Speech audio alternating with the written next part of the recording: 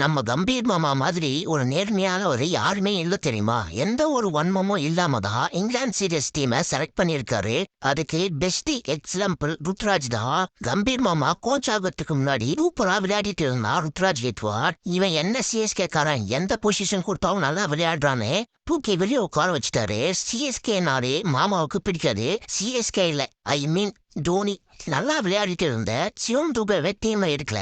அத கூட விட்டுடுவேன்.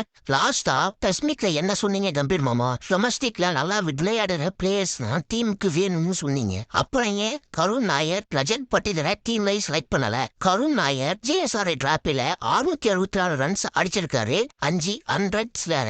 சையது முஸ்டாக் அலி டிராப்பில ரஜத் பட்டிதர் 428 ரன்ஸ் அடிச்சிருக்காரு. இதுக்கு மேல என்ன வேணும்? இதுல துளி கூட பொலிட்டிக்ஸ் இல்ல. ஏன்னா கம்பீர் மாமா நேர்மையானவர், உத்தமர் வேற. அவரை பத்தி தப்பா கிப்பா பேசிட்டு போறீங்களா? பாவம் கம்பீர் மாமா.